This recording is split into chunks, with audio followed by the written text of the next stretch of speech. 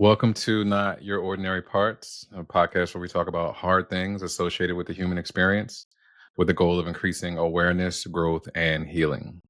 You may hear information from professionally licensed therapists, life coaches, healers, doctors, etc. This information is not medical advice or therapy and is not meant to replace actual therapy or instructions given by a doctor or personal therapist. I'm your host, Jalon Johnson. My guest today is Dr. Debi Silber. Dr. Silber is a holistic psychologist, best-selling author, speaker, and the founder of the Post Betrayal Transformation Institute, where she has spent decades helping people move through betrayal, rebuild their lives, and emerge stronger than ever before. She is the author of multiple books, including Trust Again, The Rebuild Roadmap, The Unshakable Woman, and From Hardened to Healed, which have guided countless individuals through the process of transforming their pain into personal power.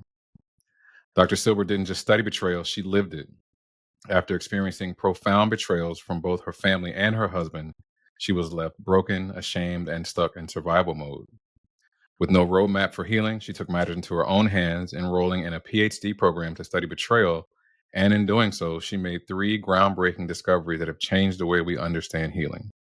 Her TED Talk, Do You Have Post-Betrayal Syndrome, has reached millions, and her research has shown that betrayal doesn't just hurt, it rewires the brain, the body, and our entire sense of trust in ourselves and others.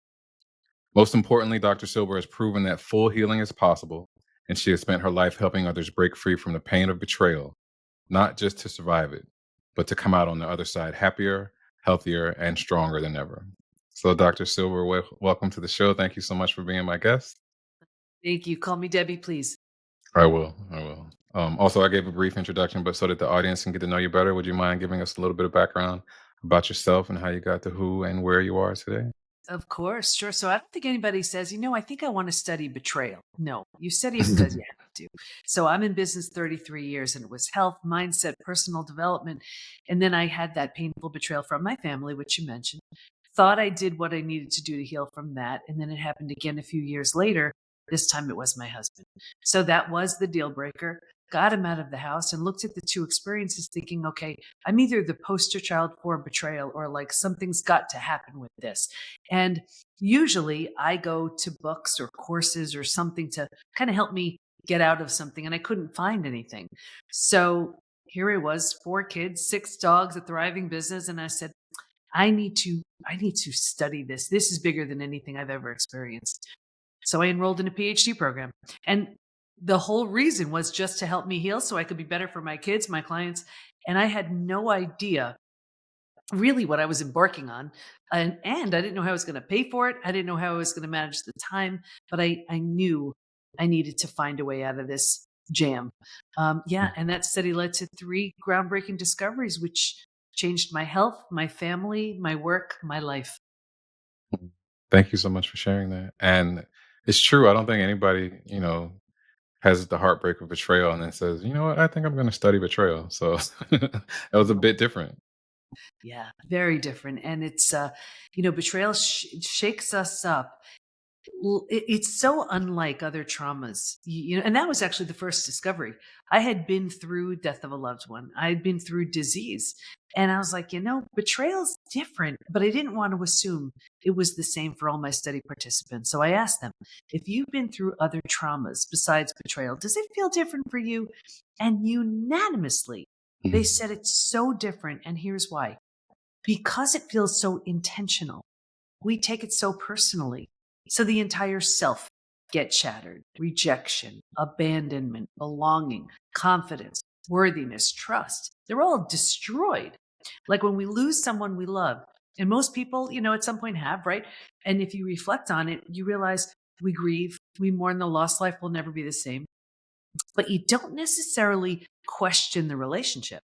You don't question your ability to trust. You don't question your sanity.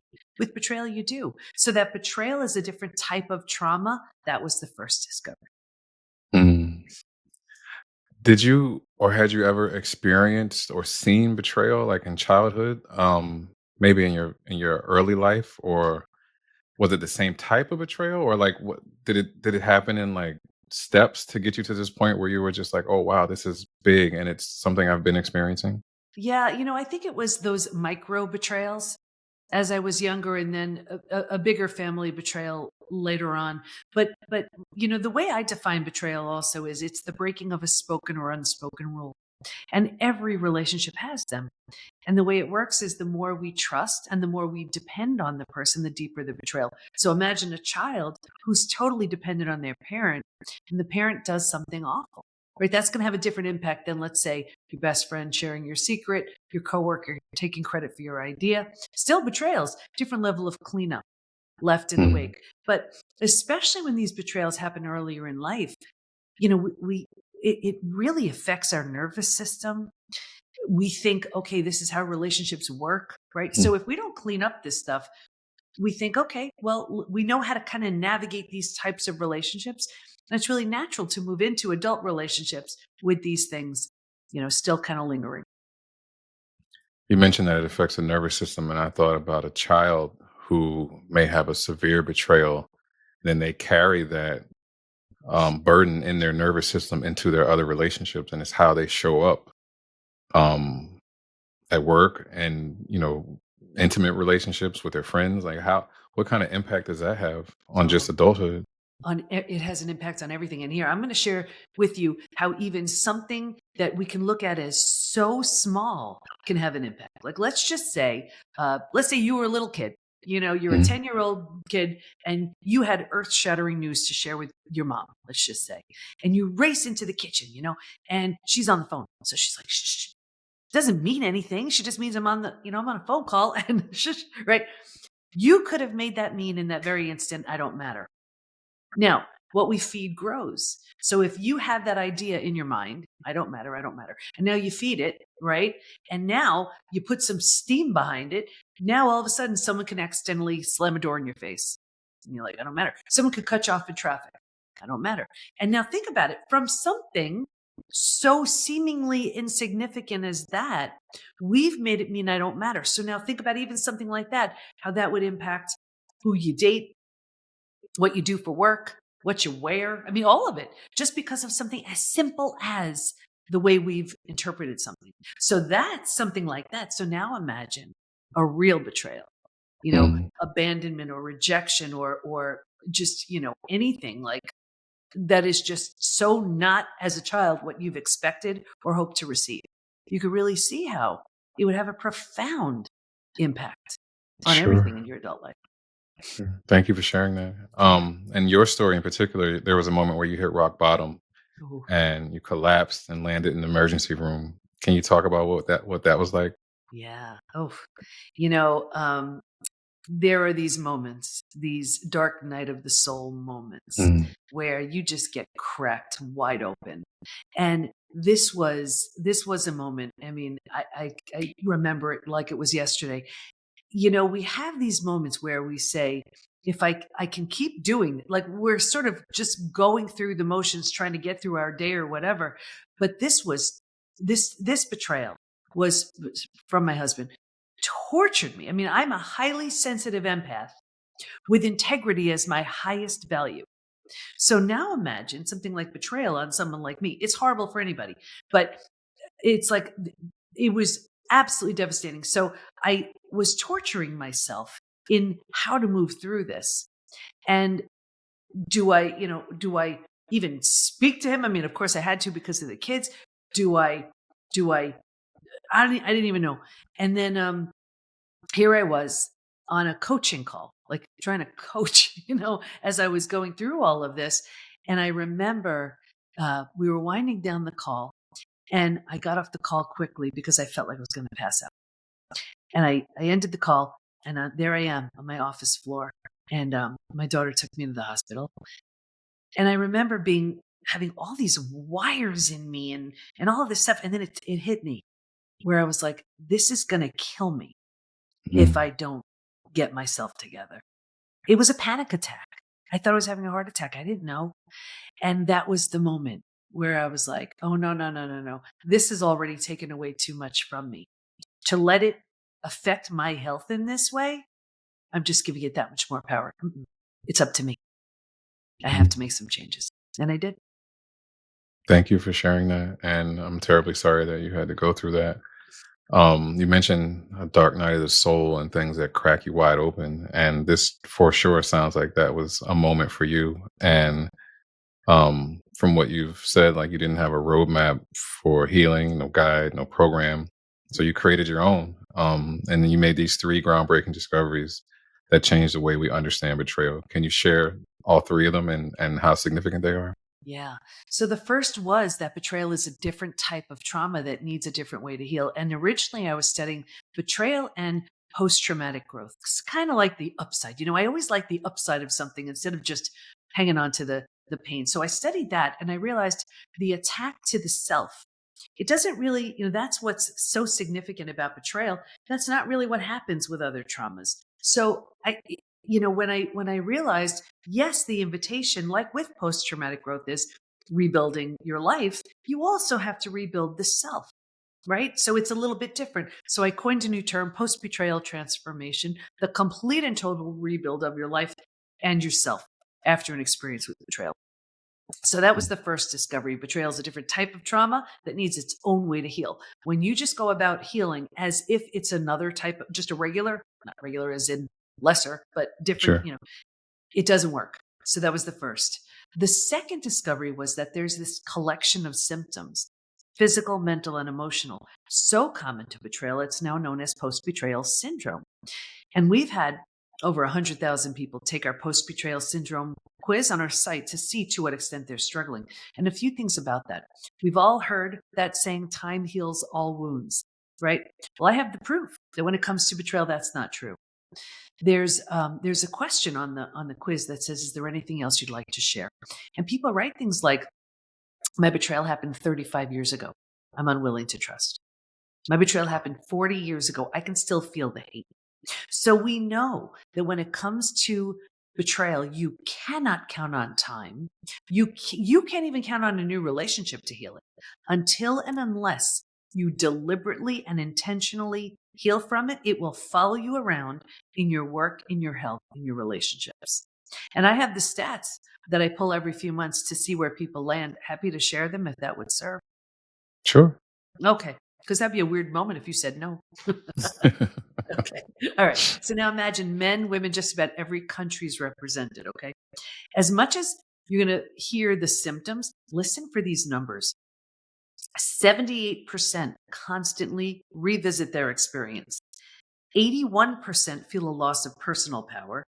80% are hypervigilant. 94% deal with painful triggers. And if you've ever had a trigger, they're debilitating. The most common physical symptoms: 71 have low energy, 68% have sleep issues, 47% have weight changes. So in the beginning, maybe you can't hold food down. Later on, you're emotionally eating, using food for comfort. 45% have a digestive issue. And that could be anything: Crohn's, IBS, diverticulitis, you name it. The most common mental symptoms: 78% are overwhelmed, 64% are in shock, 62% can't concentrate. So just let's stop there. Imagine you can't concentrate, you're exhausted, you have a gut issue. You still have to go to work, right? You still have to raise your kids. That's not even the emotional ones. Emotionally, 88% experience extreme sadness. 83% are very angry. And that same person can go back and forth between those two emotions all day long. So it's exhausting. 79% are stressed, just a few more. This one killed me. 84% have an inability to trust. Think about how an inability to trust would affect you at work, in any relationship you have. 67% prevent themselves from forming deep relationships because they're afraid of being hurt again. 82% find it hard to move forward. 90% want to move forward, but they don't know how. Those numbers are insane. You know what's even crazier about them? They're not even representative of a recent betrayal. This could be from that parent who did something awful when you were a kid. This could be from the partner who broke your heart in high school. So think about this. That person may not know, care, remember, they may not even be alive. And here we are, decades later with these symptoms because it was left unhealed. The good news is we can heal from all of it, which was the third discovery. So let me ask you this, right? Let's say little Johnny came home and wanted to talk to his mom and she shushed him on the phone. Yeah. right? So that's incident number one. Now that shapes the way he will go about maybe attachment or trust as far as being vulnerable. Now let's say because of that, he doesn't show up in a way that allows him to be seen, and they just start to stagger and stagger and stagger until you have one that like completely debilitates you. Like, how do you deal with that? Yeah, now think about it. Let's take that a step further. Little Johnny now isn't seen, isn't heard, doesn't feel valued, so feels really badly about himself. So what does he do? Maybe he starts emotionally eating. Maybe Mm. he's just incredibly stressed. So now he starts having stress related symptoms, illnesses, conditions, even disease. And now he starts medicating and suppressing those symptoms. And his life is, and you'll see where all this comes together in the third discovery. Now his life is nothing more than managing his symptoms from this one belief that he interpreted, that he created because of that interpretation he made. And so now he doesn't feel worthy, doesn't feel deserving. So he's like, well, I can't date that person. I can't have that job. I can't do that thing. Who am I? I don't matter. I'm not important. You see, it grows and what we feed grows. So if he's feeding that belief, his entire life is a representation of the beliefs that he holds. And that's one of them that's completely keeping him stuck. Mm. Yeah. And then I was thinking as you were saying that, let's say your family system or your community are all dealing with the same issues and they've learned how to survive. And you get to a point where you maybe have enough space emotionally where you don't want to survive and you want to do something different. Now you have to deal with being ostracized because you're not following suit to everybody's survival patterns, which Exactly. could Like, add even more stress. oh yeah. You ever see like crabs in a crab bucket? You ever notice Hmm. if you see crabs in a bucket, you don't even have to put a lid on. They're all Right. swarming around the bottom, right? And then there's always that one sort of hopeful crab, crawling up the sides. And what do you see? That one crab, there's always one grabbing it, pulling it down. It's almost like, if I'm in here, you are too. Wow. That's Yeah. deep. That is deep. I heard you once mention about the mother wound from betrayal and how severe that is. And I wanted to ask you if you could talk about that. Yeah. Betrayal hits us so hard on so many levels. And here, I had 4 kids and 6 dogs and this business. And I'm like, how in the world am I supposed to make sense of any of this now? And I remember sitting down with each of my kids, and my husband was actually the one who told my kids. So that's how this all, and I'll tell you, if you're a betrayer, if you want to wake up, lose everybody that means anything to you, because you know, for my 4 kids to look at him like, you did what to mom? If anything's going to have you fall from grace and realize what matters, it's losing all that, everyone that matters. And anyway, so here I was now. And I was like, I remember saying to him, I have no idea how I'm going to do this. You are seeing me crash. You're going to see me rise. I don't know how. Give me a little bit of space and grace. I will do my best. I love you all with every cell of my being, but I'm clearly not at my best. It has nothing to do with you, and I'm going to do something with this. And I remember a moment going through this study. It was like, when you just get that kind of knowing. I remember just feeling it, hearing it. I don't even know. I remember thinking, I have no idea how I'm going to heal from this, but if I do, I'm taking everybody with Mhm. Love that so much. me. I didn't know any more than that, but I was like, I'm not going through this for no reason. Mhm. Where is it that most people tend to get stuck with betrayal where they can't find that light at the end of the tunnel or that hope that, I don't know how I'm going to do it, but I'm going to do it? They are absolutely stuck in stage 3. That was the Mhm. third discovery, that while we can stay stuck for years, decades, a lifetime, and so many people do, if we're going to fully heal, and by fully heal, I mean those symptoms of post-betrayal syndrome that I just shared, to this completely rebuilt place called post-betrayal transformation, we're going to move through 5 proven, predictable stages. And we know that's what's so exciting. We know what happens physically, mentally, and emotionally at every stage. And we know what it takes to move from one stage to the next. Healing is entirely predictable. What you're talking about is what happens in the most common place we get stuck, stage 3. Happy to share the stages or just dive Yes, in deeper please. into anything. Okay. So stage 1 is actually before it happens. And if you can imagine 4 legs of a table, the 4 legs being physical, mental, emotional, and spiritual, what I saw with everybody, me too, was a heavy lean on the physical and mental thinking and doing. We're so great at that, right? Neglecting and ignoring the emotional and the spiritual, feeling and being. Well, if a table has 2 legs, easy for that table to topple over. Stage 2, shock, trauma, D-Day, discovery day. This is by far the scariest of all of the stages. And it's the breakdown of the body, the mind, and the worldview. So right here, we've gotten the news that changes our lives forever. It's like the person just went like this, taking a mask off. We're like, what? So it shatters all the rules, everything we've known. And the bottom has bottomed out on us, and a new bottom hasn't been formed yet. This is traumatizing, right? But think about it. If the bottom were to bottom out on you, what would you do? You grab hold of anything or anyone in order to stay safe and stay alive. And that's stage 3. Survival instincts emerge. This is the most practical stage. If you can't help me, get out of my way. How do I survive this? What do I do? Who can I trust? But this is the stage we get stuck in because it feels so much better than the shock and trauma we just came from. So we think it's good. And we don't know there's anywhere else to go. We don't know about stage 4 or stage 5. So we're like, all right, better make this work. And 4 things happen. The first thing is we start getting all those small self-benefits.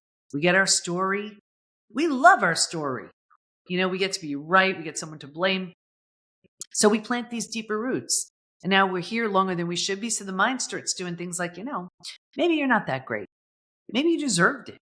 And then we start believing this stuff. We plant deeper roots. And now because these are the thoughts we're thinking, this is the energy we put out.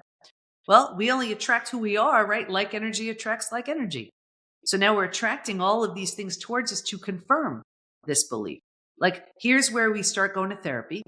And if that therapist isn't highly skilled in betrayal, we're feeling heard and validated and understood. That's it. Here's where we join that crab bucket support group, and we will sabotage our healing because we found our people. Here's where we're growing and we sabotage our success because we're afraid to outgrow the betrayer, right? And now because we're so miserable, but we're like, this is all there is, we start numbing. So here's where we start using food, drugs, alcohol, whatever it is, right? Because we're like, I have to get through my day, but this stinks. So we do it for a day, a week, a month, a year, 10 years, 20 years, right? And I can see someone 20 years later and say, that drinking you're doing, that emotional eating, whatever, you think that has anything to do with your betrayal? And they look at me like I'm crazy. It happened 20 years ago. All they did was put themselves in stage 3. Does that make sense? Perfect sense, my Yeah. God. Because if it's less painful, it's more comfortable. And we are, as humans, we strive for comfort. That's it. We No don't one, like no one likes to be uncomfortable or change or anything. So I could completely see how someone could get stuck there because it's it's not as painful, and it's a shift from the pain and the discomfort, but it's also kind of like a limbo. Exactly. That's what it is. It's a holding pattern. It stinks, but we don't know there's anything better. So Mm. we're only comparing it to the shock and trauma. So sure, it's better than the shock and trauma, but we haven't even started the transformation process. That happens in stage 4. So if you're willing to let go of your story, all it gives you, grieve, mourn the loss, bunch of things you need to do, you move to stage 4. Stage 4 is finding and adjusting to a new normal. So here's where you acknowledge, I can't undo what happened, but I control what I do with it. Even just in that decision, you're turning down the stress response. You're not healing just yet, but at least you just stopped the massive damage that's been going on in stages 2 and stage 3. And stage 4 feels like if you've ever moved, if you've ever moved to a new house, office, condo, whatever, your stuff's not there. It's not quite cozy yet, but you're like, okay, we can do this. That's what stage 4 feels like. But think about it. If you were to move, you don't take everything with you. You don't take the stuff you've outgrown that don't represent who you're now ready to be. And what I saw was, if your friends weren't there for you, there's this one spot going from stage 3 to stage 4. You don't take them with you. That lame support group, crab bucket support group, you don't take them with you. The betrayer who's not changing, you don't take them with you. That therapist who's just keeping you stuck, you don't take them with you. So people say to me all the time, I've had these people in my life 10, 20, 30 years. Is it me? Yes, it is. Not in that it's your fault. You're undergoing a transformation. If they don't rise, they don't come along. So when we've settled into this space, we move into the fifth most beautiful stage. And this is healing, rebirth, and a new worldview. The body is healing, self-love, self-care, like all that stuff. The mind is healing. We're making all kinds of new rules, new boundaries. And we have a whole new worldview based on everything we see so clearly now. And the 4 legs of that table, in the beginning, it was all about physical and mental. By this point, we're solidly grounded because we're focused on the emotional and the spiritual too. Those are the 5 stages. What does it feel like for you to see someone go from stage 1 to stage 5, especially because you just knew you wanted something more. You didn't know how, and now you're here and you're bringing those people with you. How does that feel? Ugh, that is why I'm on the planet. I mean, truly, there is nothing for me. There is nothing more exciting than someone realizing their value, their worth after one of the most profoundly painful experiences they could have. And it's so interesting because I certify a lot of coaches. The best of the best get to work within PBT. And some of our coaches are so good at the stage 2, the shock and trauma stages. So many are so great at getting them unstuck out of stage 3. And the truth is, they're way better at that than me. My skill set is truly having someone finally get out of the days of where they've been and then venture into a space and a place they never could have imagined, And so it is so common that we see in stages 4 and 5 new businesses. If I tell you how many new businesses get birthed in stage 4 and 5, the PBT Institute, that was a stage 5 thing. I had a retreat and 4 out of the 11 that were there started new businesses. I just heard from another one who went to a different retreat of ours. She just started a new business. She was in the financial business and now she's opening up a yoga, a wellness center.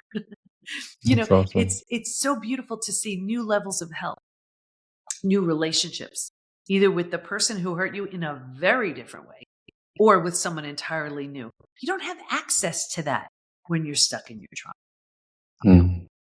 And just to close the loop on my story, healing is always a choice, whether you heal yourself and move along. That's what I do with my family. They weren't changing, and that was all I could do. And if the situation lends itself, if you're willing, if you want to, you can rebuild something entirely new with the person who hurt you. And that's what I did with my husband. So not long ago, as 2 totally transformed people, we married each other again. New rings, new vows, new dress, and our 4 kids as our bridal party. Never in a billion years would I have done anything like that if I didn't completely transform and if he didn't as well.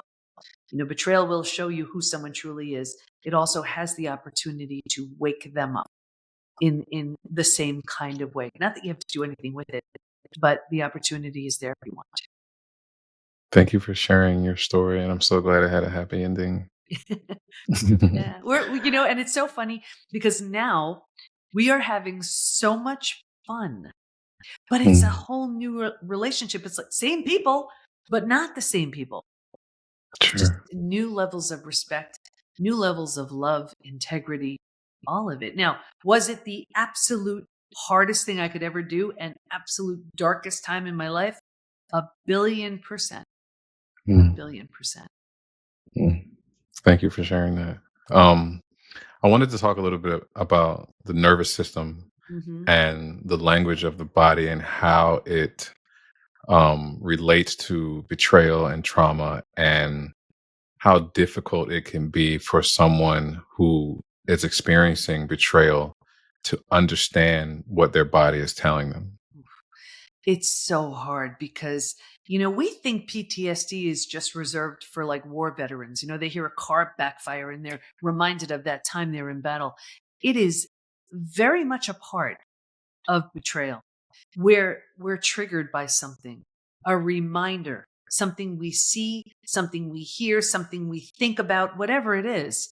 And we are right back there at D-Day. And cognitively, we know, oh, this isn't happening again. Tell that to your body. Your body is acting as if it's happening all over again. So we need to regulate the nervous system. That's why one of our coaches within PBT, her whole job, she's the best stage 2 coach because she does a lot of somatic body-based practices to get people back in their body, because your mind is hijacked. And it's so interesting because we have a program for the betrayers as well. And they tell me very often, but I'm trying to speak to him or her and trying to make sense when they're triggered. And it's a waste of time because there's no logic that can enter that space when someone's being triggered. They are completely offline and they have to get back in their bodies, back in their nervous system, get their nervous system regulated. Can you expound a little bit on what it means to get back in your body? Because for those who, may have a little bit of, experience with the nervous system or polyvagal theory or things of that nature, we understand. But the average person who may not know anything about healing or psychology or the nervous system to say, what do you mean get back into my body? Where'd I go? Yeah. So just imagine you're like in the middle of a tornado. It's not going to be the time to put up curtains. You know what I mean? Your body is going through something that you can't make sense of right then. You may be sweating, your heart may be going, beating so fast. And it's just a point where logic makes no sense. You're just not thinking clearly. You're freaking out. You just are. Your body and mind. You just, like, if you've ever been in the middle of like a temper tantrum, right? You can't think clearly. Your mind is offline. And so that's not the time to, where someone can have a logical conversation with you. So something like breathing, something like even rubbing your arm, something to remind yourself, okay, get back, breathe, get back online. So, Sure. in the most basic level, just know your body and mind are freaking out. That's really what's Mhm. happening. I got you. So the different types of betrayal. I guess the one that most people would think of is infidelity, and there's also betrayals from family and friends. And with infidelity, you may think, okay, well, I can always find another partner. But if you're betrayed by your family, Hmm. you only have one family. And let's say you depend on your family and your family is everything. And it may have been some dysfunction, or, you may only get together on Thanksgiving, but that's your family. What do you do when that's gone? Yeah. It's hard to make peace with because exactly for the reasons that you said, that's your family. And it's so interesting. It's like I kind of knew that my family was going to be the one I create versus the one I came from. I just knew. I mean, that's the reason why I had 4 kids. I was like, you know what? I need my own little cocoon here. It's not going to be where I came from, which is so hard because I'm such a family oriented person. It's hard because especially this was not what we chose. This isn't what we wanted, but th- on some level we did choose it. If we're going to Mhm. do something good with it, then it's like, okay, well, this is what I received so that I can learn to be resilient, so that I can learn to be self-reliant, whatever the reason is. Um, do we grieve it? Do we mourn it? Yeah, of course you do. Because you can look at other families and say, oh my gosh, they're so close, they're so this and so that. But the best thing I found I could do is break the chain. So I remember raising my kids now they're older, but thinking to myself, okay, I'm going to do all I can to undo everything I remember and everything that didn't go right with me so that they can have a very different experience. And so just even having 4 of them, I'm like, that's fine. You don't like one, pick another one. And that was also why my kids were raised with 6 dogs. I don't have patience, but there's so much unconditional love that these pets will give you. So there was a reason why I did everything. Mhm. Wow. I think animals and the way that they express unconditional love for people who have a trauma history or have a dysregulated nervous system, they can really do a lot. Oh, it's so amazing. Even I just recently, at this age and stage, I have two golden retriever sister puppies. They're 15 weeks Mm, old. Like I've raised, it's over 11 dogs in my adult life. And there are so many reasons why. The unconditional love, the honesty. Think about how honest. Let's just take a dog, whatever pet you love, right? But let's just take a dog. When they're hungry, when they're tired, right? When they're angry, when they're sleepy, they're honest. Isn't that what we want from humans, right? mm, They're loyal. In the world of betrayal, excuse me, isn't that what we want, right? So think about the qualities, the integrity. You know what you're getting.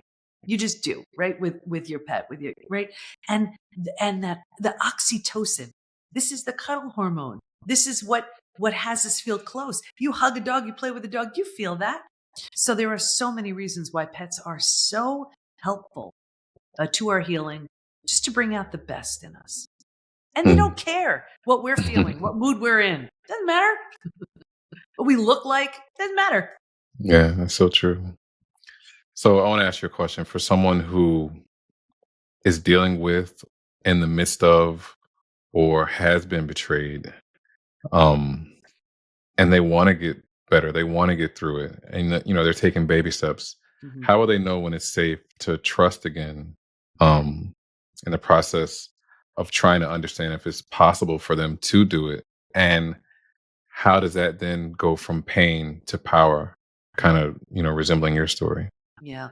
Well, trusting is something I think we really, a lot of people just feel so badly that they've lost trust in that person. And let's say they're trying to rebuild. They're like, okay, I'll trust you again. They never feel safe. And they always feel this sense of hypervigilance. Here's why. I look at trust like a brick wall. The only way I know of a brick wall being built is brick by brick by brick, right? So every opportunity someone has to show that they're trustworthy, that's one brick in that brick wall. So it could take a really long time to build. And then in one earth-shattering moment or series of moments, someone could just take the brick wall and crash, just the whole thing can come crashing down, right? Well, you don't have to, you could be like, all right, that's way too big of a mess. I'm not sticking around to watch that thing get rebuilt. That's totally fine. However, when it comes to rebuilding with someone, your job as the betrayed would be to be willing. You don't have to even do that, but if that's what you choose, that would be your role. The other person has to be a really good bricklayer. So just like it went up the first time, every single opportunity, someone has to show that they're trustworthy. That's one brick in that brick wall. So it takes a long time again. But here's what I see. The brick wall is built. The betrayer shatters the brick wall. They don't really have much of an interest in building it. So the betrayed says, fine, I'll build it. No, that's not your job. This is why you don't trust. This is why you don't feel safe. This is why you're hypervigilant. So when it comes to rebuilding with that same person, it's brick by brick by brick. Does that make sense? Perfect sense. Yeah. And the analogy is so good because trust is built up over time. So if you're putting one brick at a time, that is a perfect analogy to show, like, give you a mental picture of how trust works. And of course, like if a car was to run through that brick wall, it's gone. That's it. And people ask the same question about forgiveness. How long does it take? And forgiveness and trust are on sort of similar timelines. And this is why when you race towards forgiveness, because it's just right to forgive. It's just what I should do. And if you're not ready, it backfires every time. I remember reading a study and it said this: if you feel safe and valued and you forgive, you feel better. If you do not feel safe and valued and you forgive, you feel worse. Mm, And I wrote about this in Trust Again. I said, well, what would happen if we took that same idea and changed the word forgive to rebuild? It would sound like this: if you feel safe and valued and you rebuild, you feel better. If you do not feel safe and valued and you rebuild, you feel worse. And this is what happens when people have these repeat betrayals and nothing changes and they keep rebuilding and they're wondering why their lives are so miserable. Well, that's why nothing's changed. And I'll tell you, there were 3 groups in the study who didn't heal. The first, they had their story, they were sticking with it. They just Mm, refused to let go of their story. They didn't heal. The second, this was the group that was numbing. They ran to the doctor who put them on something. They were numbing in their own way. It may have made the day a bit easier to get through, not without a price they didn't heal. The third group, this was the group where the betrayer had very little consequences. So whether it was out of financial fear, religious reasons, that was a big one, whatever it was, they just tried to look the other way, put it behind them. I saw 2 things with this group. Number 1, a further deterioration of the relationship. And 2, this group was the most physically sick. mm. And that's what I was saying. Wow. It's like you're just trying to get over it and get over it and get over it without anything really changing. Your heart can't take that. Your body can't take that. Yeah. Thanks for sharing that. Let me ask you this. For anyone who's listening, who's feeling lost and broken after betrayal, what is one thing you want them to know? Mm. Well, I've been through it. I know. I know how painful it is. I was in the ICU for 11 days. I've lost loved ones. Nothing was as painful for me as my betrayal. And having said that, I know how great it feels to be in stage 4 and 5. I didn't do anything you couldn't do. Just move through the stages. That's it. Mm. Thank you for that. So, another personal question. If there was one thing that you could be known for that would define your legacy, what would you want that to be? Really, that the PBT Institute is the go-to space to, I listen, we can't prevent betrayal, but if everybody knows there's a research-based, proven, predictable roadmap to heal from it, when everybody knows where to find that and they utilize that, job well done. Perfect. All right, last question. If you could use your platform to educate anyone who might be struggling with betrayal, post betrayal, their mental or emotional health, Mhm. and may be uncertain of how or where to start, what would you say to them? Know what stage you're in. Know what stage you're in. And, I would have you say this to yourself a million times if you need to. Even though it happened to you, it's not about you. It's not. You owe it to yourself to live in that space of stages 4 and stage 5. And this way, you look at the scenario saying, I have no idea why this happened to me, but I'm going to use it as the launch pad for my transformation. That's trauma well served. Mm, that was beautiful. Thank you for that. Thank you for this. Your story is incredible. The resilience that you have, your wall was definitely built brick by brick with a lot more mortar. You can just tell. You are a beacon and a shining light for those who need help and need someone to look to for guidance and a roadmap. So thank you for that. Thank you so much. If someone wanted to find you online or on social media, where can they find you? Everything is at the PBT, as in Post Betrayal Transformation, thepbtinstitute.com. Okay, perfect. All right. Well, again, Dr. Silver, thank you so much for this. Thank you for your time. Thank you for sharing. Thank you for the work that you've done to be who you are and where you are. Thank you for what you do. And thank you for how you do it.